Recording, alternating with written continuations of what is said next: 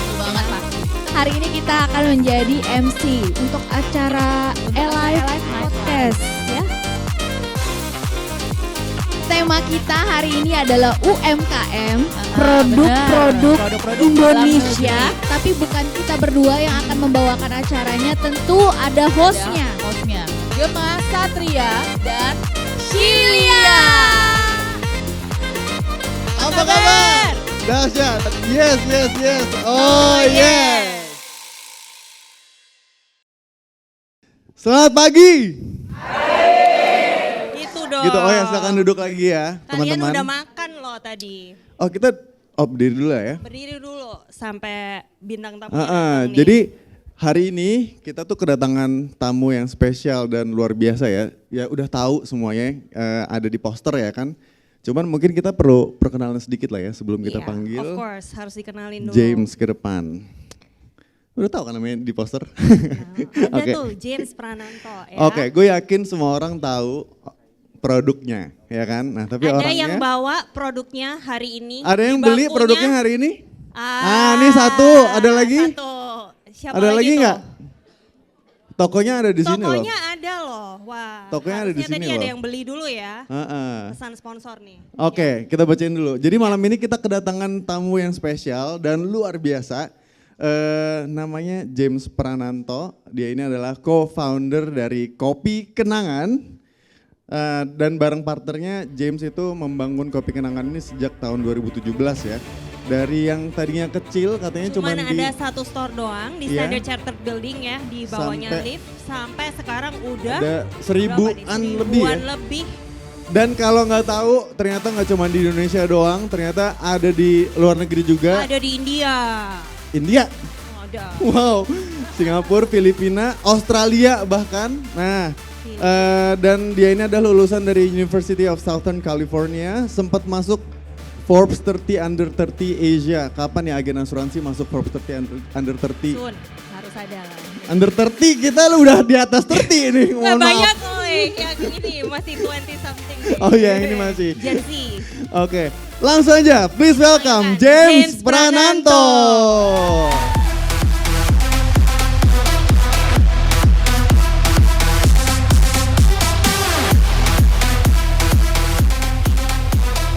Oke, silakan duduk. Kita juga duduk ya. Oke. Bapak Ini belum James ngomong aja ini- kamera udah naik semua ya. Ya. Bapak James ini seorang ini ya, founder sejati. Dia datang ke sini, of course dia bawa produknya sendiri ya. Gitu. Iya. Kopi kenangan di table langsung product placement. Nih, nomor juara nih. Tahu ada kamera langsung placement ya. lumayan Kaosnya jualan juga kan. kopi kenangan guys. Ada Kaosnya kopi hatinya. kenangan bukan yang dari Prancis, dari Jepang ya. Bukan. Bukan Ini dari Jepang, betul. brandnya sendiri. Oke, nah selamat datang di Alive. Thank you udah ngundang ya. Iya. Nah, kita bakalan ngobrol-ngobrol langsung sama James tentang mindset bisnis, terus mungkin kalau ada yang mau prospek nggak bisa, udah jadi nasabahnya Jule. Oke, nah kita akan ngobrol-ngobrol panjang lebar ya hari ini, Yes, Cilia, betul. malam ini sama James. Kita mungkin boleh mulai dari James, ceritain dulu dong kira-kira awal mula perjalanannya sebelum menjadi co-founder Sukses. Kopi Kenangan nih. Dulunya backgroundnya seperti apa? Apakah corporate, apakah gimana nih Iya ya? pernah kerja kantoran nggak sih? Apa lahir dari Timun langsung buka toko kopi? Saya dari Timun. Gua sih awalnya tuh kerja kantoran sih. Jadi abis selesai kuliah ada mungkin sekitar 5 sampai 7 tahun kerja kantoran sih. Jadi awalnya ada di investor relation, itu ada something to do with finance. Abis itu jadi marketing manager, itu jadi belajar digital sama offline marketing, and in that last role part time buka Kopi Kenangan akhirnya sampai sekarang sih. Berapa lama tuh kira-kira menjalani hidup corporate? 5 sampai 7 tahun ya. 5 sampai. 5 tahun kali ya, 5 Dan tahun. lu tadi bilang waktu buka Kopi Kenangan itu sempet part time?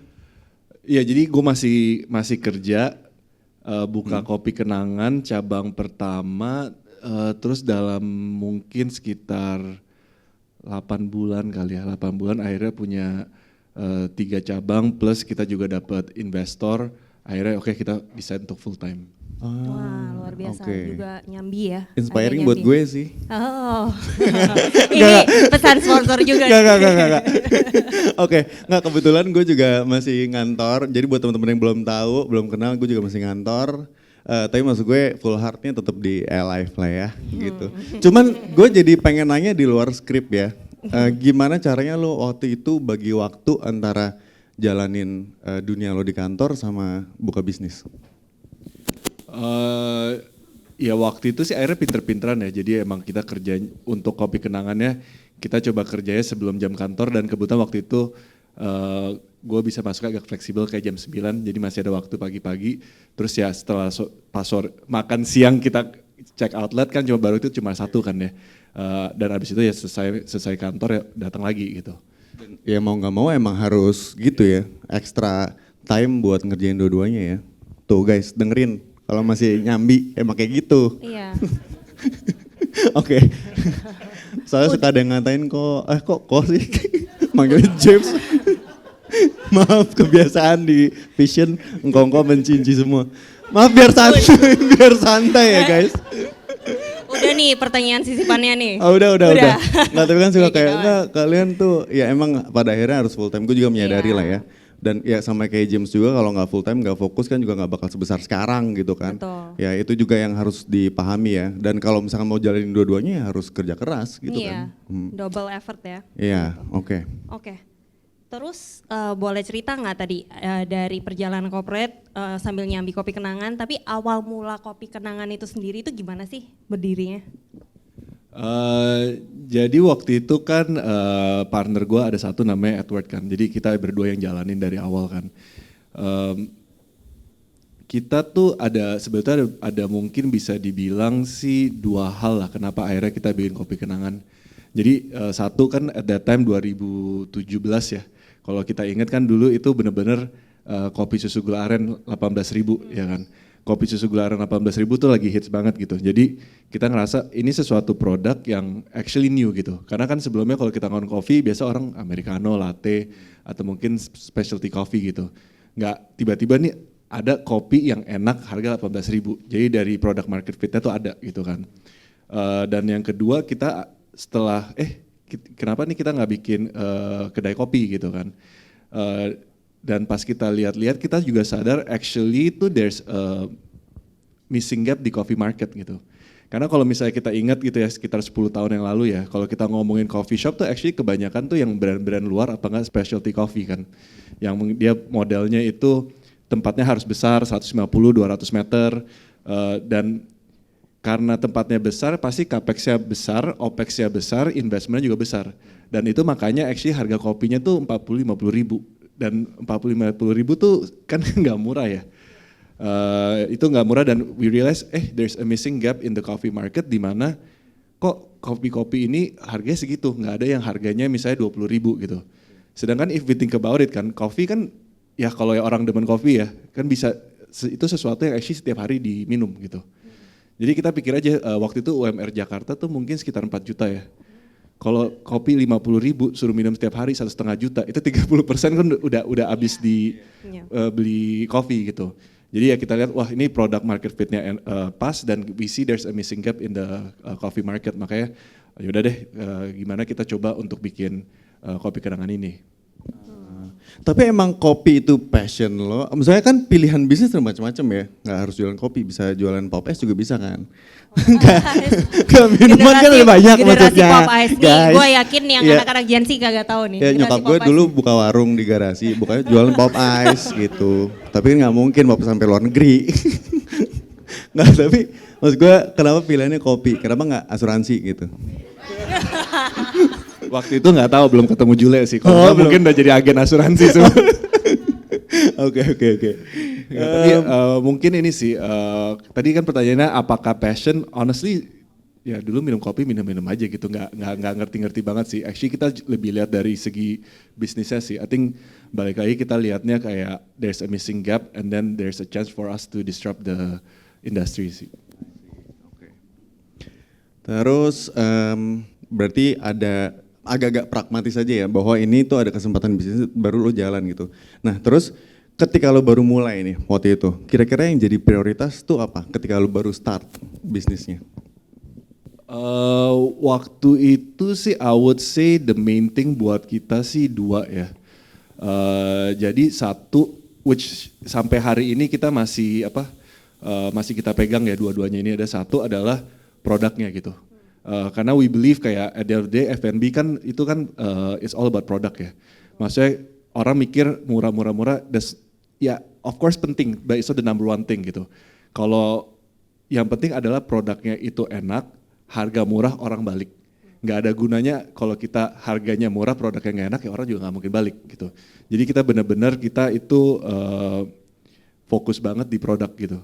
Terus yang kedua I would say itu ini ya di lokasi sih. Karena we understand with at least from the beginning ya, walaupun kalau sekarang kan namanya udah gede gitu, kita buka di mana orang datengin. Tapi kan at that time kita siapa orang nggak kenal gitu kan. Jadi we understand kalau tanpa lokasi yang emang foot trafficnya itu bagus, there is no way for us untuk bisa sukses gitu. Ya kan, dan itu pun ya sampai hari ini pun kita juga panutin lah. Kalau lokasi ya is actually one of the most important things itu. Kayak for example kayak misalnya sekarang gitu, kalau kita mau buka new stores even though kita udah punya 1.000, itu selalu ada lewat panel gitu. Jadi kita pakai panel, pakai data di mana setiap lokasi itu kita scoring based on the score ini kira-kira kita boleh buka apa enggak gitu. Jadi benar-benar lewat metodical juga ya. Jadi pertama produk, Keren. habis itu lokasi, iya. Artinya pakai data juga kan ya, Iya. untuk bisa tahu. Kalau waktu itu enggak lah. Oh itu enggak Waktu ya? itu belum. Hunch aja ya? Enggak sih, actually kalau waktu itu kita lihat yang brand warna hijau itu di mana ya kita di sampingnya aja. Betul. Ya ada ikut naik lah ya image. Tapi jadi at least kalau boleh gue simpulin sebenarnya in the beginning the priority is to build solid foundation dulu ya. Jadi dari produknya, karena produknya is the hero of the brand gitu kan. Habis itu baru lu maju setelah mungkin udah semakin gede, lu baru lihat lagi strategically lokasi mana sih yang oke gitu kan. Gitu, oke. Actually ini relate juga ya sama kita ya.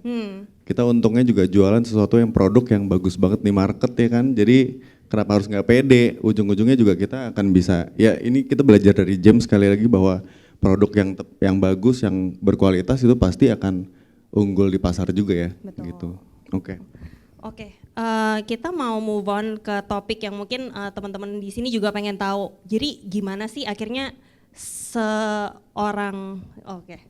sebuah kopi kenangan ini yang mulainya dari satu store terus tiba-tiba bisa jadi make it really big gitu ya. Sekarang kan orang Indo mana ada sih yang nggak tahu kopi kenangan di mana-mana ya, di seluruh Indonesia udah ada. Tadi ada berapa store? Kayak 1.000 kali ya. Kayaknya. Kayaknya guys, bahkan nggak tahu toko sendiri. Udah lost count ya James ya. Di Indonesia udah ada ribuan lah ya, kita bisa bilang. Terus apa sih awal mulanya? Apakah lu dari awal udah kepikiran, oh pas gue build brand kopi kenangan, gue mau punya 1.000 store di Indonesia gitu, bahkan keluar Indonesia gitu. Jujur aja sih pas kita mulai sih kan kenapa kita bisa hari ini sebesar ini juga actually bantuan dari venture capital. Waktu itu kita within setahun kita jalan kita dapat pendanaan dari Alpha JWC waktu itu. Tapi misalnya ditanya gitu apakah mikir bisa sampai ribuan sekarang, ya dulu sih enggak lah ya. Kan dulu kita ngomongin coffee shop, at that time gue sendiri gue pikir wah kalau misalnya 5 tahun kita bisa punya 100 aja sebetulnya itu udah bagus banget gitu. Tapi karena tiba-tiba kita dapat pendanaan dari venture capital, that 100 target tuh actually dalam 2 tahun kita udah reach itu waktu itu. Oke, jadi sebenarnya goal awalnya bukan untuk jadi sampai segede itu gitu ya, karena udah dapat funding, terus bisa grow-nya lebih cepat gitu kan. Terus setelah dapat funding tuh kira-kira apa ada perubahan nggak dari priority lo yang tadinya awalnya adalah quality of the product, terus mungkin selection, location selection gitu, setelah dapat funding apa yang berubah gitu?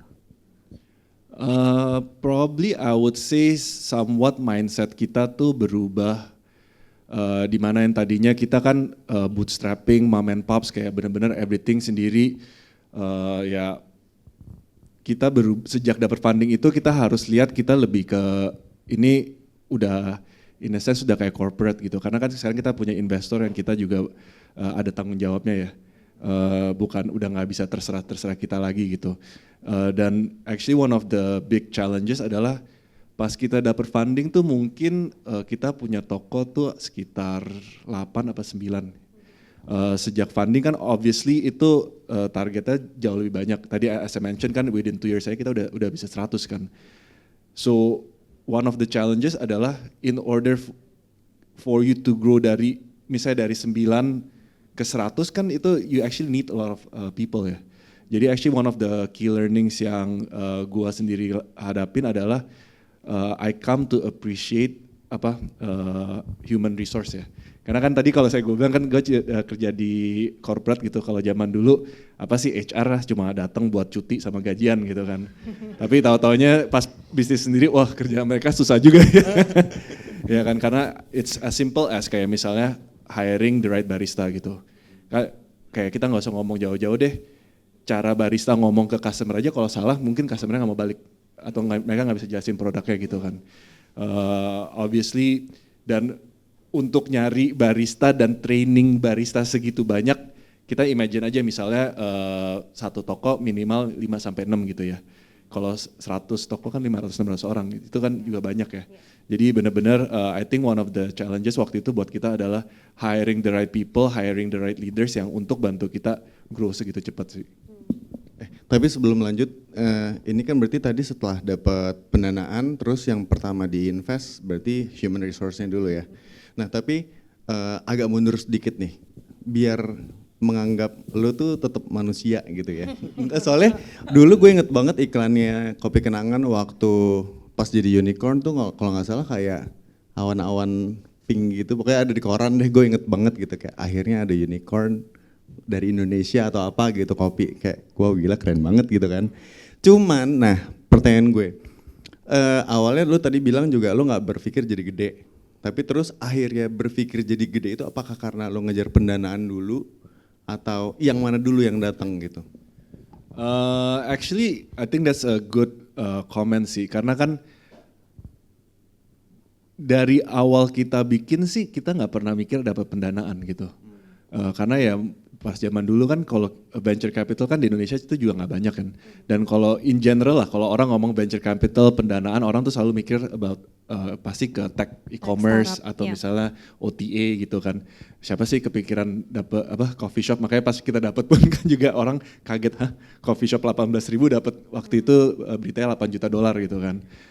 Jadi sih dari awal emang kita nggak ada kepikiran, dan in a sense itu it's a blessing in disguise for us sih, karena emang pas kita bikin bisnisnya, kita dari day one adalah, oh ini bisnis pakai duit tabungan, kita mau profitable, ya kita puterin bikin 2, 3, 4, 5, ya kita maunya profitable lah.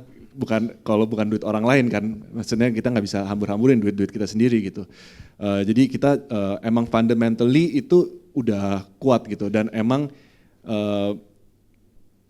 jadinya penjualan kita pun juga is real penjualan, bukannya kayak kan banyak yang kayak dapat pendanaan, yaudah deh kita naikin revenue, diskon 50%, ya diskon 50% semua orang juga bisa dapat omset gitu kan.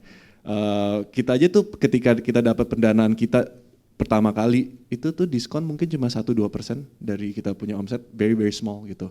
Jadi emang dari awalnya itu emang fundamentally it's a strong, I wouldn't say strong company ya, tapi we do have product market fit yang emang customer itu emang suka gitu. I think one is from the product itself, dari rasanya dan harganya, dan kedua I would say juga we struck lucky with the branding juga gitu. Karena kan waktu itu kalau kita ingat kebanyakan kopi susu gula aren yang harganya segitu 18.000 kan kebanyakan kan brandingnya kayak anak-anak Jaksel gitu. Yeah. Ya kan tiba-tiba ada kopi kenangan mantan, apa manisnya di awal pahit di akhir kayak. Jadi it words of mouth gitu. Jadi we also got lucky with the branding juga gitu. Ya, emang fundamentally kita dari awal nggak pernah mikir untuk funding. We just try to make a company yang profitable ya, tapi along the way ya kita beruntung lah dapat investor. I see. Soalnya gini, gue tuh berusaha relate gitu ya. It sounds like you're just enjoying the process sampai hari ini gitu, atau pada saat itu mulai sampai hari ini. Cuman kita ya buat gue apalagi ya, gue anak kantoran nih dari dulu, terus sampai hari ini. Masih. Cuman maksud gue making sense of the business, running an insurance business itu juga kan another a new world to me juga kan ya. Dan maksudnya kapan akhirnya punya visi supaya bisa jadi agen asuransi terbaik se-Indonesia gitu kan. Itu kan kalau gue sendiri ya along the way juga gitu. Awalnya gue mikir kecil memang, tapi dengan bimbingan leader-leader di sini kan jadi gede. Nah maksudnya makanya tadi gue pengen nanya kayak gitu tuh, di titik mana akhirnya lo pengen jadi lebih ambisius, akhirnya go global deh pokoknya gitu. Apakah makanya tadi duit dulu atau visinya dulu? Kayaknya sih emang dari awal sih kita mindsetnya kita nggak pernah ada kayak bilang oh kalau target kita, obviously I mention kayak the word 100 ya waktu itu tadi ya. Tapi kan itu at that time itu emang it's a big number for me gitu ya kan. Tapi pas kita pendanaan pun segala-segala kita nggak pernah ada di mana kayak oke, kita merasa kalau kita udah gede nih kalau di size segini, nggak pernah sih. Kita selalu kalau udah reach target apa yang next ya, apa next itu. Actually one of the things yang kita suka ngomongin di kantor ya, yang kita juga info ke kita punya karyawan ya. Ini dari Jeff Bezos, which is the founder of Amazon. Dia tuh selalu ngomongin tuh day one mentality. Dia bilang karena tuh hari pertama itu orang tuh hungry, orang mau innovate atau apa. Day 2, day 3 itu dimana orang bakal stagnan, bakal mati gitu. Jadi you have to always have that day one mentality gitu kan. Jadi itu sesuatu yang emang kita selalu ngomongin di kantor ke tim kita, dan kita pun juga selalu begitu. Ketika kita dapat 100, wah no, it's not enough, mau 1000. Abis itu oke, abis Indonesia apa? Kita mau keluar negeri segala gitu sih. Ini momen, keren iya kayak ini banget. momen Jadi tepuk gue tangan kayak, deh guys, tolong dong. sumpah. Karena menurut gue kayak gue agak merinding Gue ya. tadi di sini aja wow. Wow ya gue juga, wow ya emang Benar, kayak benar. setelah champion apa misalnya premier, abis premier unit gitu maksud gue kita tuh harus terus punya ya Day one mindset yang mentality. kayak gini, ya day one Dicatat mentality, tuh, guys. Day one dicatat dan ini mentality. menurut gue bagus banget gitu. Thank you lo udah mention itu. Keren, Kayak keren. boleh ke next question sih, gue agak keluar skrip ya. Oke, nggak apa-apa. Itu yang dicari nih, spontaneous gitu kan. Tadi James mention something about investing in human resources ya. Mungkin bisa diceritain ke teman-teman di sini itu dalam bentuk apa nih? Mungkin mereka-mereka ini yang masih belum familiar dengan apa yang Kopi Kenangan lakuin, mungkin bisa dijelasin about Kenangan. Obviously kalau kita ngomong investing in human resources kan pasti orang, kalau kita udah ngomong corporate ya, pasti orang mikir yang kayak misalnya senior manager level yang di head office level. It's a given lah kalau itu, I think most companies do it juga. Tapi we actually bukan cuma di situ doang sih. Jadi we also invest in our barista gitu. Karena kan banyak coffee shop ya dia punya barista, dia pikir oh ini pekerja UMR, apa mungkin kadang-kadang dibayar lebih di bawah UMR, ya udah hiring doang udah gitu. Kalau kita enggak, karena kita believe itu kan mereka kan frontline-nya kita gitu. Actually yang ketemu customer yang bikin produknya itu kan mereka, bukan orang di head office, bukan manajernya gitu betul. kan. Jadi we actually really invest in them, dan kita pun tuh bikin namanya tuh Kenangan Academy gitu. Kenangan Academy, I don't remember exactly, tapi minimum tuh setelah kita jalan segini lama, probably about 2,000 to 3,000 certified kenangan barista yang kita udah produce gitu. Dan itu pun bukan cuma Indonesia, karena Indonesia kan kita juga ada beberapa ya, karena ada beberapa kota. Di negara-negara yang kita juga udah masuk, for example kayak Malaysia, Singapura, India, itu aja kita juga bikin Kenangan Academy itu buat barista kita di situ. Boleh disebutin James negaranya apa aja? Kita sekarang udah di obviously Indonesia, Malaysia, Singapura, Australia, Filipina, India. Ya. Guys, Luar biasa keren. kopi Dan dari Indonesia loh guys. gue ulangin ya, di setiap negara ini yang ada Kopi Kenangannya, mereka ada build Kenangan Academy untuk nge-train frontlinernya yang ketemu langsung sama customer gitu. Kita juga ada Alpha Academy loh. Wah. Wow, iya kita juga ada kan, ini kan kita semua juga di build Iya, ini by Vision, Alive Academy. by Alpha, by Iya. Alive gitu. Tepuk tangan dong buat kita. Jadi kita on the right track lah. Kita Iya. akan sebesar ini juga. Tenang guys. Lanjut. Kita Bercanda balik mulu. lagi. Iya.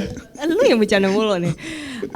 Tadi nih dari negara-negara yang di-mention tuh ada macam-macam ya. Udah buka di semuanya itu. Sebenarnya tantangan apa sih paling besar yang dihadapin ketika pertama kali go global gitu? Dan apakah masih ada sekarang challenge-nya sampai hari ini? Kalau misalnya in general sih pasti kan different market dynamic-nya tuh pasti beda. Itu yang kayak kita itu yang kita harus belajar lah dari awal-awal. For example misalnya contoh di Indonesia kita bilang rental tuh mungkin sekitar 10% dari omset misalnya. That doesn't necessarily translate to kayak negara lain gitu. Mungkin kayak di Singapura bisa 20, bisa 25 gitu. Jadi kayak gitu-gitu yang kita belum tahu dan kita cuma tahu pas kita terjun gitu. Tapi I would say consistently kalau kita masuk ke negara baru yang challenge-nya di awal-awal adalah balik lagi human resource gitu. Pasti. Karena kan balik lagi kita we understand that going into these countries walaupun kita namanya besar di Indonesia kan di situ kita bukan siapa-siapa. Jadi dan we don't understand anything. We don't have any relationship ya kan. Jadi definitely we do need to hire senior people yang di local senior people untuk mulai bikin timnya, mulai ada connection ke mall atau ke office yang bisa kasih tahu kita insight gitu. Jadi I would say sih baik lagi ya kalau one of the biggest challenges adalah di awal-awalnya untuk setup timnya sih ya. Tapi how about the market ya? Karena bisa, mungkin gue juga ngerti, atau bisa lo ceritain lah, market di luar negeri itu beda gak sih sama di Indonesia? And how did you try to get, kenal gitu sama tabiat market yang berbeda? Obviously pasti tuh beda ya.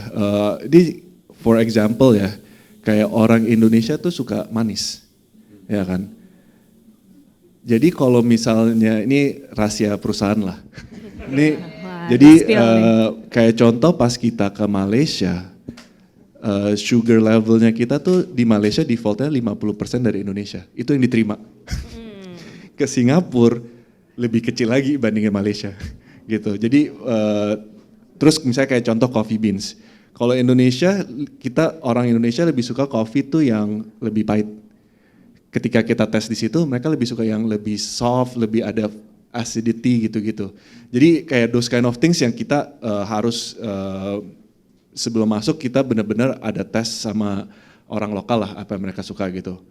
But I would say kan beberapa orang juga nanya ke kita kan kayak oh kenapa sih Kopi Kenangan berani masuk ke luar negeri gitu. The argument I would say ini ya karena kita percaya kita ada hero product. Kopi susu gula aren, menurut itu I truly believe that. Karena kalau gue bilang misalnya Thai tea, I think everyone here is probably know Thai tea, ya kan? I would say kopi susu gula aren it's Indonesian style coffee gitu. Karena it's quite unique to Indonesia gitu. Kayak kalau ke Singapura kemana, the closest is mereka mungkin pakai brown sugar, cuma it's not nggak one to one lah. Dan I think that's where emang produk itu actually matters gitu. Kayak jadi ketika kita masuk ke negara-negara ini, surprisingly Kopi Kenangan Mantan tuh it's really big best gitu. selling ya. It's best selling dan I can say it's like in some market it's even bisa kayak 40-50% dari sales itu kopi susu gula aren gitu. Jadi karena emang ada hero produknya tersebut makanya kita juga berani masuk ke market luar gitu. Karena kalau misalnya kita cuma mikir oh latte terus americano cuma bawa brand dari Indonesia, is it really a strong story? Belum tentu gitu. Tapi kan ini kita kayak oke, ini Indonesian coffee and Indonesian palm sugar, Indonesian style coffee dan emang rasanya juga accepted ya. Dan ya terbukti lah dari market-market yang kita buka kopi susu gula aren ini actually is a really big sales of our chunk of our sales. Ini kayak berarti kuncinya di persiapan sebelum bisa grab marketnya ya kan, terus apalagi tadi ya banyak sih ya. Punya ini yang bisa, hero produk itu. hero produk, berarti misalnya kayak specialty atau keunikan yang Betul. bisa lo kedepankan nih sebagai sebuah brand, Yes. which kalau kita semua brand tuh diri kita sendiri guys gitu. Maksudnya kita tuh bawa brand kita ke depan klien kan gitu. Sorry nih gue bikin relate soalnya karena suka ada nggak nyambung. Sudah harus dikonekin gitu ya. Gitu. Nggak bercanda guys, gue yakin anak LF pinter semua lah ya. Oke. Next, mungkin kita pengen ngomongin ke setbacks ya. Kira-kira dari indahnya perjalanan kenangan ini, asik. Ada nggak kenangan yang buruk? Asik, nyambung aja. Nggak kayak momen terendah dalam lo. Maaf ya, momen terendah ketika lo ngeran bisnis kopi kenangan. Kalau ngomong terendah mungkin nggak terendah lah kayak lebih challenge lah ya. Obviously I would say ya COVID ya. Karena kan pas COVID itu ya the nature of our business kan orang datang beli kopi gitu kan. And at that time kita juga udah banyak toko, udah banyak pegawai. Ya giliran COVID nggak bisa jualan ya kan. Ya itu I would say that's ini sih itu yang momen terendah kita sih ya. But obviously probably you're gonna ask kayak terus gimana gitu kan. Ini dia Tukeran aja kali ya. Memoderator sesinya sendiri nih. Kita nggak usah ngapa-ngapain kali ya. Yuk turun yuk, Cil. Boleh langsung dijawab. Boleh. Ya. Ya baik lagi sih ya kita ini ya. Ya emang harus pinter-pinteran kita untuk pivot sih. I would say pas waktu itu kita juga bingung. But then actually kita happy di mana pas momen itu actually bukannya kita stagnan dan drop where a lot of brands actually either dia stagnan apa enggak mungkin bahkan tambah turun ya. Actually kita itu grow karena we actually found another strategy untuk jualan gitu. Jadi kan at that time kan kebanyakan toko kita kan itu kantoran, mall, ruko waktu itu kita belum banyak lah tapi ruko juga lah karena itu ya biasa orang ya coffee shop biasa itulah archetype tokonya gitu. But then we realize wah kalau di sini kan kita udah nggak bisa jualan. Gimana kita mau jualan? Kita kan realize walaupun COVID kan orangnya masih ada, cuma udah nggak di kantor, nggak di mall, tapi di mana di rumah gitu. Jadi what actually we did, I would say kita salah satu yang awal-awalnya ya. Kita tuh actually jadi terakhir kita buka a lot of stores di pom bensin. Kita buka toko banyak banget di pom bensin yang di dekat perumahan. Karena satu, pom bensin kan is actually one of the facilities yang masih buka, ya kan. Kedua, di pom bensin rental murah. Dan ketiga, kita juga di pom bensin itu kita juga pakai kontainer kecil. Kontainer kecil cuma mungkin 20 meter, capex-nya juga murah gitu. Tapi we understand kita bisa dapat sales dari online gitu. Jadi luckily using those strategies we were able to actually grow our store count sih. Waktu itu plannya sebenarnya cuma untuk tackle selama pandemi doang atau kayak ya udah kalau sukses lanjut nih. Tackle pandemi doang dan kalau sukses lanjut. Tapi I think one of the learning that I have in this business adalah tren tuh selalu berubah ya. Jadi kita berharap nih di store archetype ini yang bagus banget nih, profitable banget. Gue mau selamanya kayak gini. Usually 2-3 years berubah gitu. Jadi obviously we still do have those stores yang emang masih bagus, tapi ada beberapa yang mungkin udah trennya kurang, ya udah kita tutup ya, kita ganti new type of store sih. Oke.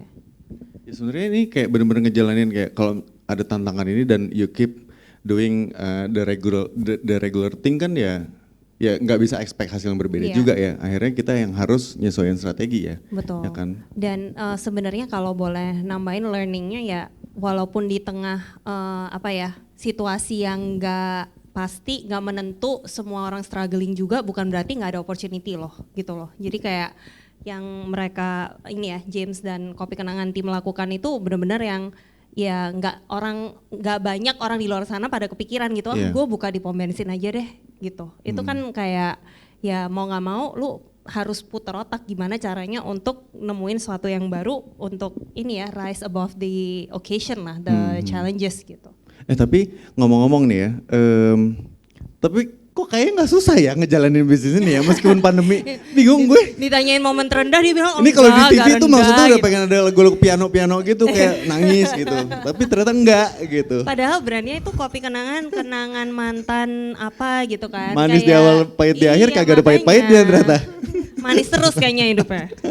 Tapi kira-kira yang menurut lo di dalam ngejalanin bisnis ini through the ups and downs yang jadi support system utama lo tuh siapa? Maksudnya apakah dari partner bisnis di di Kopi Kenangan atau dari keluarga atau siapa kira-kira yang paling berjasa lah, yang paling supporting lo? Actually that's an interesting question sih ya, kayak I did have this conversation with someone before gitu, kayak pas awal-awal mulai gitu. Ya, I wouldn't say paling berjasa lah ya. Cuma I think in general having a co-founder yang visinya sama dan work ethics-nya sama, I think it really helps ya. Karena sepinter, at least the way I think ya, sepinter-pinternya kita kan kadang-kadang kita juga mau ada tech talk sama orang gitu. Kalau orang itu nggak di situasi yang sama kayak kita, in this case kayak misalnya shareholder sama, ya dia kasih advice tapi kalau advice jelek kan mereka nggak kena gitu kan. Jadi I think for me having that co-founder yang kayak emang kita bisa rely on, yang kita bisa tukar pikiran, itu I think that would be the best support system sih I would say. Karena you guys are on the same boat lah ya. Jadi tahu satu sama lain lagi ngadepin apa, perasaannya juga tahu sama gitu ya. Tapi as a team ya, itu juga gimana caranya mungkin lo ngejaga semangat ya challenge, pandemic challenging banget sih pasti buat banyak orang ya. Dan ada kekhawatiran di layoff lah apa segala macam. Yeah. Tapi kira-kira lo ada strategi tertentu nggak sih pada saat itu untuk jaga semangat lah at Kayak least? menjaga gitu. moral timnya Kopi Kenangan juga. At that point kan udah lumayan growing really big juga kan. Baik lagi ya, I think kita honestly as a company menurut gua Kopi Kenangan tuh hoki. Jadi luckily sebelum pandemi we raise a fund, ya kan? We raise a fund. Jadi kita dapat runway kita lumayan panjang lah ya. Dan actually ini not a lot of people knows ya. Pas pandemi kita nggak ada firing. Barista level kita nggak ada sama sekali, kita nggak ada yang kita PHK. Yang ada adalah foundersnya kan ada gua, Ed sama ada satu lagi. Kita nggak ngambil gaji lah. Kita nggak ambil gaji, itu oke. Okay. Tapi kita nggak ada kita nggak ada firing, dan I think that's probably help with the moral. Oke, kali ini kita nggak belajar. Nggak ada yang canda. Canda James. Nggak, ada satu poin yang menurut gue menarik ya. Maksudnya, bercanda, sumpah, minta maaf. Cuman maksudnya sebagai leader itu ya akhirnya ada juga yang dikorbanin lah ya, kayak nggak ngambil gaji atau ya pasti siang malam mikirin gimana caranya supaya pivot the strategi, kan itu juga another tambahan resource yang harus lo keluarin juga kan sebagai leader ya. Ya mungkin tambahan lah buat belajar lah ya. Makasih udah support. Kooperatif sekali loh speaker kita. Nggak, I would say ini sih, kita I think ya mungkin karena kita juga sebagai founder kan masih anak muda juga ya. Jadi in general the way our style tuh selalu ini ya, kita mencoba mendengarkan, karena kan banyak yang seumuran juga gitu kan. Jadi kita always open buat suggestion gitu. Bukan top down approach gitu. Jadi yaudah kalian kasih suggestion, we're on the same boat gitu. Probably that helps with the moral at that time ya. Karena I can imagine di mana company yang kayak mungkin lagi susah, terus dia nyalain anak buahnya, kenapa nggak perform lah? Ya karena emang nggak bisa perform gitu. Tapi everything ya kita tahu lah ini it was a special circumstances di mana kalau nggak perform ini kita harus bedain nih, apakah dia emang nggak perform, kayak contoh misalnya, ini kenapa rentalnya nggak di pause dulu, apa diturunin, apakah dia nggak nanya orangnya, apa ini emang dia udah nanya tapi nggak bisa gitu. Jadi we always try to be fair lah. Kalau emang ini lagi nggak jalan emang karena susah ya udah. Tapi kalau emang nggak perform ya udah harus dimarahin. Ya iyalah ya, kalau B nggak perform, gak ada yang kita bina, ya kan. Nah, kita tahu James ini adalah orang yang smart banget ya. Dari tadi kan bawaannya kayak serius gitu ya, berkarisma gitu ya. Kita tes kesmartannya ini. Sekarang kita ada quiz, kita tes. Boleh mungkin MC yang membawakan ya. Kita ada ujian Terberat. Dari tim Kalau nggak ada panitia. yang berat buat James, kita kasih ujian berat hari ini. Mungkin hari ini terendah. Mungkin gitu James. Bisa jadi nggak manis lagi nih habis ini. Iya. Silakan. Oh iya boleh. Jadi, perkenalkan Koko, nama aku Desi. Jadi, gamesnya ini judulnya adalah Seberapa Sayang. Ya, kita mulai dulu. Silakan. Ini adalah yang pertama. Hani nanti dulu ditahan. Nah, jadi ini adalah sebuah ujian. Seberapa sayang Koko dengan brandnya sendiri. Oke? Oke. Jadi cara mainnya gini. Ini ada 3 pilihan, sumpah ini bersih. Ya walaupun penampilannya udah begini dari tadi udah pegangin udah 2 jam ya. Kayak korban Jadi- kecelakaan pinggir jalan tuh yang tutup-tutup. Enggak dong, enggak. Kalau dibuka semua kan enggak surprise. Kita mulai dari ayam yang pertama, nanti aku buka dan harus dimakan. Dan Koko tebak mana brand punya Koko. Oke. 3, 2, 1. Makan dulu yang ini. Tenang, ada satu, iya jangan semua, kalau lapar dihabisin juga boleh gitu maksudnya. Kalau salah boleh nggak di video kan? Oh iya, nanti Ini kalau live. kalau salah nggak tayang ya, jangan ya. Langsung jangan diposting ya. Wah ini yang punya loh. Jadi yang tahu cuma di sini aja ya. Ya, boleh dicium, dilihat. Oke, dah. Napi. Oke, 2. Cara. Mirip nih bentuknya sama persis. Ada Dari miripnya? bentuknya doang nggak ketahuan ya nih. Terserah dia mau minum mau enggak, kenapa lu yang ngatur, biarin aja. Dah? Oke, dan ini yang terakhir. Bau ayam goreng. Oh, yang katanya terakhir Yang enggak? terakhir enggak? Tunggu, Gimana nih? dilap dulu tangannya. Coba diperhatikan lagi. Ini yakin nih cuma 1 gigit doang nih jadi. Iya, hebat loh. Enggak. Cuma 1 kali gigit. Nggak perlu second bite. Oke, Ya, siapa tapi tahu aku tanya, belum ketahuan. kalau gitu. punya brand sendiri dalam seminggu berapa kali sih suka konsumsi? Sehari 2 kali. Bohong, branding banget dia, gila, hebat. Oke, jawabannya adalah A, B, atau C? Kayaknya B deh. Kayaknya apa benar? 60%. 60%. Jadi A, B, atau C? Yakin nggak mau second bite nih? A B, sama B. B. B. Kasih tepuk tangan, benar. Boleh kasih tepuk tangan untuk Ko James. Thank you udah main sama kita. Boleh diangkat. Aku balikin lagi langsung ke Gema dan Cilia. Silakan. Mic-nya boleh Terima dibalikin kasih. juga. Sorry. Ya, makasih. Kita lanjut ya. Lanjut. Ada kaitannya sama ujian tadi. Betul. Enggak. Tenang. Tegang ya James ini. Kita mau nanya soal kualitas nih ya. Ada kaitannya kan tadi sama yang udah dicobain. Kan kopi kenangan tuh ya gue gak peres tapi gue selalu beli kopi kenangan. 2 shot ice shaken selalu. Dah. Tapi gimana caranya si kopi kenangan tuh bisa maintain quality lah. Selama ini kayaknya kan lu serius, ya dari perjalanan sampai sebesar ini nggak mungkin nggak serius gitu. Tapi gimana caranya lu bisa maintain quality dibandingin sama brand-brand lain kan mungkin banyak yang udah tumbang ya. Maksudnya kita tahu kopi kenangan tuh tahan banget gitu. Itu gimana kira-kira? Mungkin paling utamanya sih kita ini ya, kita nggak franchise sih, at least di Indonesia ya.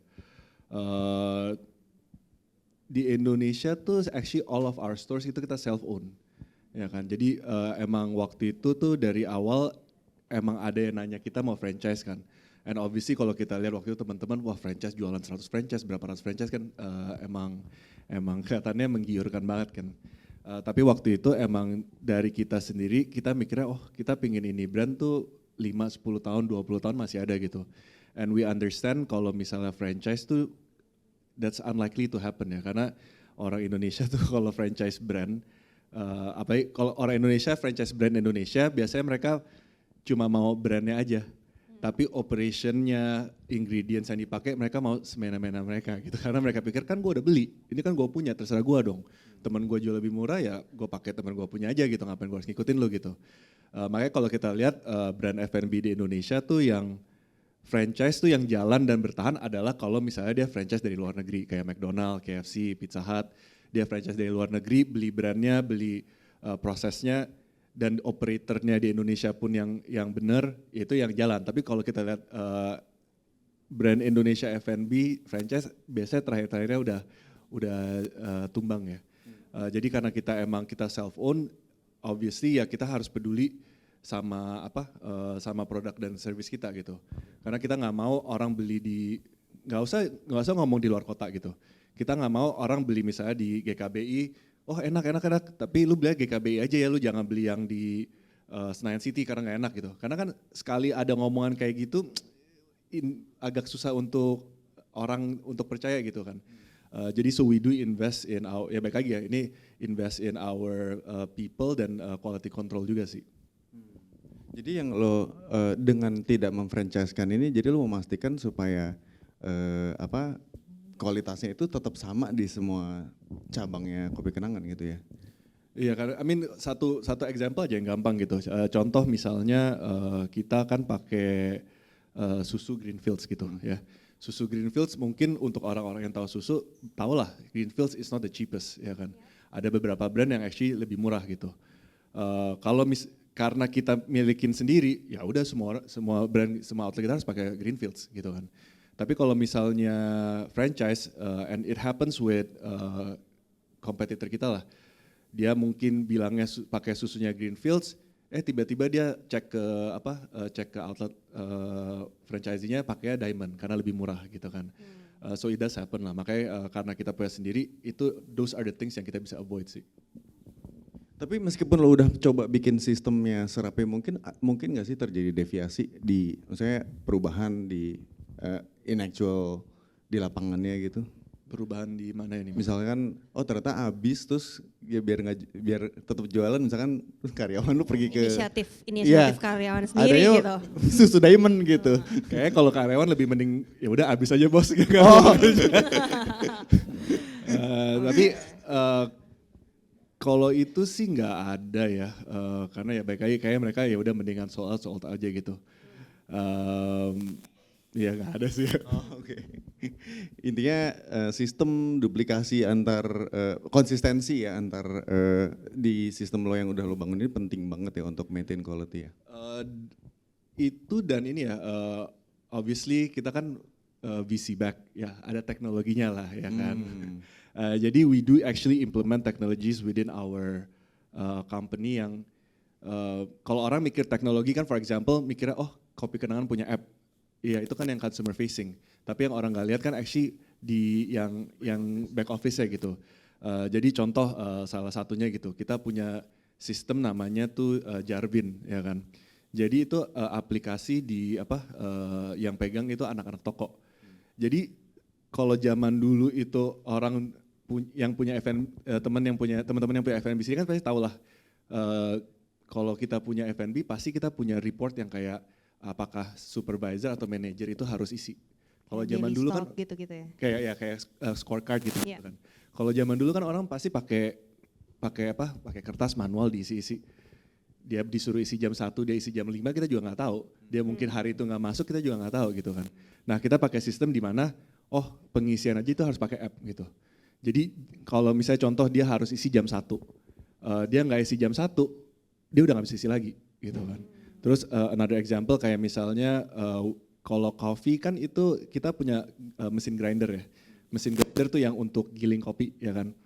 Kalau orderan banyak itu mesin grinder itu tuh harus disetting ya kan. Semakin orderan makin banyak itu pasti pisaunya pasti ada berubah kan. Jadi harus disetting lagi. Jadi sehari mungkin kita harus setting 2 kali. Sama juga itu dia harus foto jam berapa. Gak bisa dia ambil dari foto library nggak bisa. Dia harus foto live gitu. Jadi we do use technology untuk ngebantu lah, di mana untuk maintain konsistensi ini gitu. Tuh guys, isi report elik jangan lewat dari jam 1 ya, setiap hari Sabtu. Nyambung, Tetap masuk. ya, masuk terus dia, keren. Tapi bagus banget ya, misalnya kita sebagai lead gitu harus maintain kita punya bisnis tuh harus berjalan sesuai apa yang kita visikan gitu kan di kepala kita gitu. Betul. Nice. Terus Coba dong tanya ini Pertanyaannya dong. kita udah kelar nih pertanyaan berat-berat ya? Iya, Atau ini menurut lu masih masuk pertanyaan berat nih nextnya? habis kayaknya tuh kayak hoki-hoki aja gitu. Iya makanya. James Ini gue yakin jawabannya positif juga deh. Ini ditanya. nanya agak berat, tapi kayaknya jawabannya pasti gitu lagi. Iya. Ini Nih, apa? ada nih menurut gue ini pertanyaan bagus nih. Kalau ya lo apa namanya harus mulai bisnis kopi kenangan ini dari awal lagi. Kira-kira lo akan melakukan hal yang berbeda atau enggak? Apa atau kalau iya apa yang mau lo lakukan berbeda sejak awal? Berat. Akhirnya. Yes. Mikir dia. Tergantung ya kapan. Mulainya dulu apa sekarang? Sekarang. Sekarang. Kalau gue disuruh mulai lagi dari sekarang mungkin gue nggak mulai loh. Nggak. Karena obviously marketnya kan udah beda. Udah banyak kompetitor segala-segala gitu. Jadi mungkin gue nggak berani mulai. Kalau misalnya ini ya kayak, tapi balik lagi ya. Actually there's one quote that I like about yang ini kalau gue nggak salah dari co-foundernya Google ya. Dia bilang it's a funny quote. Dia bilang ada orang yang menurut lu 10 kali lebih bodoh bandingin lu, tapi 10 kali lebih kaya bandingin lu karena dia mau ngejalanin ide bodohnya. Ya kan? Jadi kalau sekarang mungkin with the knowledge that I get, kayak jalanin ini, wah gue nyadar, wah ini susah. Susah udah mikir, kalau dulu kan udah ya hajar aja gitu kan. Kalau sekarang jadi kebanyakan pikir, jadi kayak kompetitornya siapa, harganya gimana. Kalau dulu mungkin lebih hajar-hajar aja, jadi kalau misalnya pertanyaannya hari ini harus mulai lagi dengan knowledge yang gue tahu, wah mungkin gue juga gak berani ya. Oke. Tapi artinya yang bikin lo jawab nggak berani itu karena knowledge kan, karena lo tahu jalanin ini juga banyak perintilannya lah gitu segala macam gitu. Dan kok gue bisa terjemahkan malah ya nggak tahu jalanin aja dulu lah gitu. Actually betul itu masukannya ke situ. Jadi semuanya ya harus jalanin dulu sih menurut gue gitu. Baru karena kita tahu kita bakal. Iya. Dan menurut gue juga kadang-kadang kita nggak bisa mikir, oh ide dia nggak bagus, ide dia kecil nggak bisa gede. Ya who would have thought kayak bikin satu coffee shop juga waktu itu pas gue awal-awal ya orang ya coffee shop doang. Tiba-tiba sampai hari ini kan kita nggak tahu kan. Semua harus mulain dari kecil dulu kan ya. Karena anyway kalau lu baru mulai sekarang, lu juga nggak tahu kondisi sekarang. Kalau kopi kenangan dulu belum mulai, kondisi sekarang lu nggak tahu apakah akan terbit kompetitor segini banyak gitu Yeah, kan. makes sense. Your kompetitor kan bisa jadi juga kayak tumbuh ada lahir kompetitor lu karena kopi kenangan udah masuk the market duluan gitu kan. Jadi ya intinya adalah mulai aja dulu gitu loh. Yes, ini jam banget lah, bagus. Nah sekarang masuk ke yang less serious lah, nggak kopi kenangan banget lah gitu. Kita pengen mengenal James lebih sebagai manusia ya, yang takut akan resiko. Masuk kayak ngomongin resiko ya. Menurut lo seberapa penting sih asuransi sebagai untuk seorang entrepreneur? Ini bukannya acara ini gue ngomong ya, tapi emang in general this is what I believe lah. Oh iya. I mean, ya you guys know sebelum acara ini gue juga punya asuransi gitu. Iya. Enggak gitu. Ya gagal di prospek deh. Menurut gue sih penting banget ya, karena balik lagi kan I always believe asuransi kayak begini adalah sesuatu yang kita invest tapi mudah-mudahan jangan dipakai lah. And it's fine gitu, emang kita maunya begitu kan. Menurut gue penting banget karena we never know, ya namanya penyakit atau bencana kan bisa macem-macem gitu. Giliran misalnya dapat yang aneh-aneh kan kita juga nggak tahu gitu. Dan orang kan kadang-kadang bilang kayak, ya udah kan ya bisa bayar sendiri gitu. Tapi kan kita orang pasti maunya selalu lebih gitu. Kalau kita mau bisa bayar di Indonesia, mungkin kita pinginnya yang di Singapura, ya kan. Dan di Singapura kan juga tentunya nggak murah-murah juga gitu. Kalau bisa bayar di Singapura, mungkin pinginnya di Amerika, ya. Dan Amerika kan juga nggak murah-murah gitu. I mean you hear cases yang orang kena penyakit yang lumayan serius bisa habisnya bukan cuma miliaran tapi bisa puluhan miliar gitu. And I think that insurance ya itu lebih buat kita ya kita udah ada risk di kerjaan, udah ada pusing di kerjaan, tapi giliran musibah ini terjadi ya moga-moga kita jangan pusing gitu. Udah tercover financially di situ gitu. Wah, thank you banget insight-nya. Ini udah ini ya, memang benar-benar pentingnya asuransi itu, ya penting banget ya. Tapi gue Pokoknya penasaran nggak perlu ya. dijelasin lagi. Iya. Ya, thank you udah mengendorse bisnis kita. Habis ini kita endorse kepikenangan. Nggak, gini. Ini nanya agak, bukan serius juga sih, lebih kayak gini. Gue penasaran ya, sebagai seorang James, sebagai seorang co-founder bisnis unicorn gitu ya. Asik. Nah, menurut lo agen yang kayak gimana, atau advisor yang kayak gimana sih yang lo izinkan untuk duduk di samping lo dan ya approach lo aja soal insurance gitu? Satu ya obviously yang kita trustworthy ya. Kan you do get that vibe kan, nih orang bisa percaya apa enggak. Karena kan it's a insurance kayak every day kan itu health, it's a sensitive things lah ya. Jadi kalau lu nggak percaya sama nih orang, kayak nanti tiba-tiba 2 tahun lagi lu perlu, nggak ada orangnya juga, itu kan, so number one I would say trust sih. And then I think it's followed by ini ya, understanding of the product gitu. Karena kita juga mau agen yang benar-benar ngerti produknya dan bukan cuma ngomong doang tapi sebetulnya dia nggak tahu produknya dan produknya itu sebetulnya nggak sesuai yang dia ngomongin gitu. Kan itu benar-benar celaka ya. Dibilang dibilang nanti coveragenya 1M tahu-tahu cuma 100 juta gitu kan. Itu kan Dan lo juga jadi salah beli juga kan. Iya. Tapi kalau berarti itu lu menggambarkan Jule apa gimana sih barusan? Apakah itu yang dilakukan Jule? Nggak, tapi gue pernah dengar dari tamu kita yang lain di sini yang juga high profile lah sama, dia nggak suka lihat presentasi cara orang yang terlalu technical gitu ketika ngomongin insurance. Kalau lo sendiri ada preferensi tertentu nggak sih untuk seorang advisor, mau itu insurance atau tax consultant atau apapun itu yang lo suka nih, lo sukanya tuh cara delivery dia tuh tertentu lah yang lo suka lah. Balik lagi kalau gue sih sukanya yang genuine ya. Karena kan banyak case di mana orangnya jago mungkin dia tahu produk, dia ngomongnya jago tapi you just know kayak oh ini orang emang pinter ngomong aja gitu. Ya kan emang orangnya very slick gitu kan. Kayak gitu gue kurang suka gitu karena baik lagi I think apakah gue bisa percaya atau enggak gitu. Ya kan jadi I think it has to be a mixture of kayak emang dia genuine and understand the product gitu. Nggak bisa genuine doang dia baik doang nggak ngerti produknya juga ya udahlah ini gue hahe aja sama lu tapi nggak ngerti produknya gue juga susah juga gitu kan. Jadi it has to be a good mixture of that sih. Ini sangat kayak personal touch atau genuine kegenuinan, gue gak tahu bahasa Inggrisnya apa tadi ya. kata kuncinya soalnya lu sebagai agen lu harus bisa jadi orang yang trustworthy gitu Iya, loh. Kalau itu kan build the trust juga kan. Iya. Jadi nasabah juga kayak nggak usah mikir 2-3 kali gitu. Sekali Iya. dengar udah langsung masuk gitu. Gitu. Mungkin pertanyaan terakhir terkait asuransi. Ini ya keren pertanyaan. Kalau misalnya hari ini adalah hari pertama lo sebagai agen asuransi.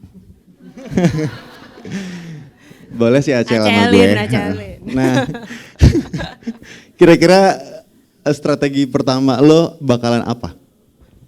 Telepon Jule kali ya.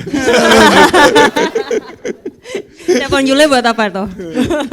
Enggak, tapi mungkin kalau gua hari pertama agen asuransi mungkin sih salah satu one of the first thing that I'll do sih ya baik lagi ya pelajarin produknya gitu kan. Karena kan again I understand kayak ketika gua jualan kan gua juga harus bisa sebisa mungkin orang nanya pertanyaan yang gak biasa gua harus bisa jawab. Dan itu cuma bisa dijawab kalau emang kita benar-benar ngerti produknya.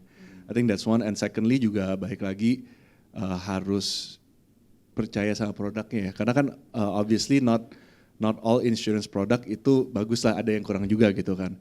Jadi kalau misalnya kita aja nggak percaya, bukan kita lah gua. Kalau gua nggak percaya sama produknya, apakah gua merasa enak untuk menjual itu ke orang lain gitu. And it will reflect kan ketika gue jualan, kalau gue nggak percaya aja mungkin gue jualan ke dia juga jadi nggak percaya gitu kan. So I really need to understand the product and I really need to believe in the product ya, karena kan baik lagi ya ini juga financial orang ya, bukannya ini kayak kita jual roti nggak enak ya udah gitu. Gimana nih guys, cocok banget gak sih? udah satu suara nih sama Life, sama Vision tuh. Percaya dulu produknya ya guys ya. Percaya produknya, asuransinya, kopinya. Iya, karena kayak building a brand juga lu build kopi kenangan juga karena first you believe in the product dulu kan, makanya lu jual gitu. Makanya ya kalau mau jualan lu harus punya dulu produknya gitu. Itu pesan endorsement dari gue. Harus paham semuanya ya. Oke, kita? Lo ada Masih ada pertanyaan lagi? buat kita? Wawancara. Paling ini tuh Iya. wrap up ya. Kita mau buka ini kali ya, pertanyaan buat audiens yang di sini Oh nanti nih. ya, wrap up bentar aja. Hah. Nah, sekarang pertanyaan Lu mau dari ini? audiens ya. Iya. Teman-teman di sini ada yang Dua aja. ada satu udah angkat tangan. Oke. Terus ada lagi yang mau Langsung. bertanya? Boleh maju atau mau maju aja kali ya biar Iya, ke-shoot maju aja, juga maju aja, iya. kamera. Silakan maju. Silakan. Kita undang satu dulu, Oh, mic-nya dijawab, ada. terus baru satu lagi gitu ya. Jadi cuma 2 orang. Maju lagi, mungkin ke depan sini gitu, supaya kelihatan kamera. Iya. Dari sini. Halo, nama saya Adis. Aku ada 3 pertanyaan nih. Waduh. Boleh nggak? Wow. Satu aja, satu yang paling, yang menurut kamu paling oke. 2 sih yang oke. Ya udah nggak apa-apa, 2. Sambil nungguin pertanyaan berikutnya ya. Ditawar. Tadi kan Ko James bilang kalau sebenarnya hoki beruntung gitu kan. Tadi bilang beruntung karena branding, beruntung karena funding gitu. Aku sendiri sih aku nggak percaya dengan keberuntungan. Aku percaya dengan kerja keras tapi dibantu dengan tangan Tuhan gitu kan. Nah, boleh diceritain nggak sih proses kerja keras yang untuk dapetin branding itu kayak gimana gitu? Soalnya kan ya kayak tadi kan kopi kenangan, terus kenangan kenangan mantan dan segala macam itu kan works gitu kan. Proses berpikirnya tuh kayak gimana sih bisa dapetin itu semua gitu kan. Terus sampai proses kerja keras dapetin funding. Kan juga dapetin funding dari Jay-Z kan. Gimana cara supaya bisa dapetin funding sampai ke doi itu gitu. Nah, terus pertanyaan kedua yang kerennya adalah Jay-Z udah pernah belum nyobain kopi kenangan? Gitu, udah itu aja. Boleh ada satu lagi, boleh nggak? Satu lagi ya please. Please. Nah, ini soalnya aku sangat tertarik dengan branding karena kita sebagai agent kan kita branding kan kerjanya gitu kan. Untuk dapetin trust itu kita harus branding gitu. Nah, pertanyaan terakhirnya adalah gimana cara kopi kenangan branding di luar negeri? Kalau di Indonesia kan udah works karena kopi kenangan mantan rasa akhirnya pahit segala macam kita nangkep itu. Tapi kalau di luar negeri di India terus di Singapura yang orangnya pada judes semua itu mereka paham nggak gitu kan? Mereka paham nggak branding itu gitu? Dan gimana caranya? Ya itu sih. Makasih. Oke. Oke, thank you. Thank you. Mungkin ya. Keren nggak pertanyaannya? Keren. Of course. Iya keren. Panitia mungkin disediain tuh kopi kenangan ya buat yang bertanya nanti. Oh ya, yang nanya dapat kopi kenangan guys. Iya. Tuh. Oke, langsung mungkin dijawab dulu aja Dijawab. sambil nungguin pertanyaan berikutnya, nggak apa-apa James. Oke, kalau misalnya branding sih, obviously, don't get me wrong ya. I think when I say lucky, I feel like kita fortunate untuk kita beruntung di mana yang kita pikirin, yang usaha kita akhirnya jalan semua gitu. Tapi obviously, kenapa bisa namanya kopi kenangan mantan ya itu there was a thought process lah.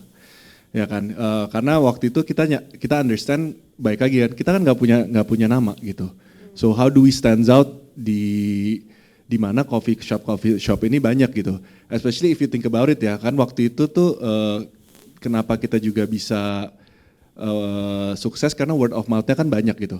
Dan itu tuh kita tuh 2017 itu tuh zamannya baru-baru Instagram. Dan GoFood and GrabFood itu baru 2017 tuh baru mulai besar kan. Jadi we understand brandnya kita sendiri tuh satu harus beda, ya kan. Jadi di mana orang di Instagram dia mau bukan cuma lihat page kita, tapi dia pingin share gitu kan. Same goes with di GrabFood gitu. Kalau orang cari kopi ada segitu banyak kopi Pak James, kopi apa. Dia mau stopnya di mana gitu. Oh ini kopi kenangan, apa nih kopi kenangan mantan lucu gitu. Jadi waktu itu sih thought prosesnya adalah gimana cara kita satu differentiate the brand dibandingin sama yang lain. Dan kedua, gimana cara orang ngomongin, ya kan? Jadi waktu itu ya, kita bikin kopi kenangan mantan, terus kayak kopi apa? Andy Lau, anti dilema galau gitu, yang kayak jadi orang-orang ngomongin lah, ya kan. Jadi so mungkin di situ sih, jadi differentiation and bukan cuma differentiation doang, tapi gimana cara orang actually remember dan ngomongin gitu. Itu dari segi brandingnya sih. Terus tadi apa pertanyaannya? Sorry, ntar gue ingetin pertanyaannya. Tapi intermezzo, ini karena gue tahu ini background story-nya. Is it true that it is based on true story? Kopi kenangan ada ini kepahitan tertentu, tapi gue pengen mancing aja gitu loh supaya diceritain. Kalau gue sih enggak ya, gue nggak tahu partner. Gue tahu boy. Tapi nggak tahu apakah boleh diceritakan sama James atau enggak gitu. Enggak ya. Enggak, ini di video nggak boleh cerita. Oke, ya udah nggak boleh kalau gitu. Ketemunya partner yang salah yang diundang ini ternyata. Partner satu lagi. Iya. Makanya kemarin gue juga pengen partner satu lagi untuk hadir gitu supaya at least ceritanya keluar dikit. Tapi nggak apa-apa, ya udah. Itu tadi insightful ya jawabannya. Tadi pertanyaan kedua tadi bukannya related ya? Dari funding. Funding. Balik lagi kenapa bisa dapat funding dan ya obviously bisa sampai Jay-Z lah ya. Dan Jay-Z kayak nggak pernah coba. But he did send us something before, jadi at least dia tahu dia invest di sini lah. Tapi kenapa kita bisa dapat VC funding? Karena kan baik lagi kan tadi I mention kalau orang mikir VC kan sebetulnya mikir tech investing gitu kayak e-commerce gitu-gitu kan. Tapi actually what you come to realize adalah VC investing tuh bukan, obviously tech is good karena in general orang mikir tech tuh bisa di scale dengan cepat. Artinya apa? Kita punya website, nggak perlu bikin toko, mau punya 100, tiba-tiba besok 1000, tiba-tiba besok 2000, 5000, 10.000 customers, ya cuma perlu website itu, scale-nya bisa cepat, scalingnya kan. Nah actually what Kopi Kenangan managed to do adalah bikin scaling coffee shop tuh bisa cepat gitu. Karena baik lagi kan kalau kita pikir zaman dulu coffee shop wah 150, 200 meter minimal itu harus minimal mungkin 1,5-2 M untuk bikin coffee shop. Gila bikin 100 coffee shop udah 150-200 M. Dan mungkin construction aja mungkin secepat-cepatnya maybe 6 months gitu kan dari cari lokasi dapat lokasi bisa 6 months saya itu udah cepet gitu. What we did adalah kita bikin grab and go. Our first stores itu cuma 10 meter. Setelah itu mungkin in average store kita mungkin 20-30 meter. Jadi in terms of finding locations dari segi construction itu jauh lebih cepat. Dari segi harga pun juga mungkin kita punya toko pertama we spend maybe 300 mil, ya kan, which is like much less dibandingin kalau yang conventional coffee shop gitu. Jadi in a sense we did disrupt the business gitu. Jadi pas kita masuk ke dunia kopi ini bukannya kita mainin game-gamenya incumbent players gitu. Karena we understand kalau kita mainnya gamenya sama, wah udah pasti kalah gitu. Karena as you know yang warna hijau kan masuk ke lobby mall mana sih yang nggak ada mereka gitu. Kalau kita mau main kayak gitu, wah fundingnya udah kalah, brandingnya udah kalah, connectionnya juga kalah, ya pasti nggak bisa gitu. Jadi we have to play another game gitu. That's why waktu itu karena kita modelnya itu disrupt the coffee market dan VC juga lihat wah ini sesuatu yang bisa di scale dengan cepat dan terbukti lah dalam 2 tahun kita bisa 100 toko kan. Jadi I think that's the thing yang VC lihat gitu in terms of scaling the business. Sama terakhir tadi juga. Pertanyaan yang ketiga itu berhubungan dengan masuk new market di luar negeri. Secara branding promosinya gimana? Karena kan anekdot yang kenangan-kenangan itu udah mungkin nggak relatable ya untuk market di luar gitu. So actually that's a good observation sih. Jadi kalau yang sadar, yang pernah lihat kopi kenangan di luar negeri, nama kita bukan kopi kenangan, kenangan coffee. Nama kita kenangan coffee. Karena waktu itu aja kan we did a brand study kan, kayak ini kita mau namanya kopi kenangan, kenangan coffee, or even something else gitu. Karena baik lagi karena ceritanya kalau kopi kenangan mantan ya obviously kita sebagai orang Indonesia it's a joke yang relatable ke kita, tapi giliran ke situ kan nggak translate kan. Jadi at that time kita apa sih yang yang bikin sesuatu yang orang dari luar ketika lihat brand ini mereka mau mencoba gitu. Jadi satu, oke, ini nggak mungkin kopi kenangan karena itu kata-kata dua-duanya udah nggak common kan buat mereka. Tapi kalau gue bikin kenangan coffee, at least they know it's a coffee shop.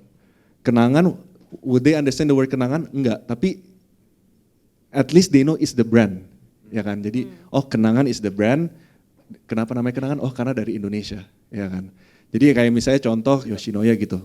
Jujur gue nggak tahu ya ada artinya atau nggak di Jepang. Cuma kan for us ya bilang deh, misalnya di Jepang artinya itu beef gitu ya. Tapi kan di sini kan kita taunya sebagai brand doang, and it's fine gitu kan. Nggak harus kayak oh kita tahu artinya apa gitu. Jadi kita the way we look at it kayak gitu ya. Jadi oh orang tahu coffee itu coffee shop, kenangan itu yang bikin mereka trigger ini apa ini kenangan? Gue nggak pernah tahu. Nah itu dari Indonesia gitu. Dan akhirnya yang di luar negeri pun itu yang kita jual adalah kita coffee Indonesia, brand Indonesia yang punya hero produknya itu kalau kopi kenangan mantan tuh di luar negeri kita panggilnya kenangan latte gitu. Jadi hero produk kita adalah kenangan latte, adalah kopi susu dengan palm sugar, dan kita juga jual story di mana kopinya itu dari Indonesia, palm sugar itu juga dari Indonesia gitu. Jadi branding yang lucu-lucu dari segi nama-nama yang tadi Andy Lau apa segala macam itu udah nggak di-utilize lagi ya di luar negeri ya. Gitu. Terjawab pertanyaannya, thank you ya pertanyaan keren-kerennya. Udah? Nggak bisa satu lagi? Nggak bisa. Sorry bisa. banget ya, Ya berarti udah, nanti kopinya akan buat kita. sesi selanjutnya. Boleh aku Oke. potong? Aku minta Juliana Parmadi untuk memberikan sedikit kenang-kenangan dari Alive. Kita kasih tepuk tangan sekali lagi boleh? Dan ini MC hostnya dapat ini. Terima kasih. Untuk foto Oke.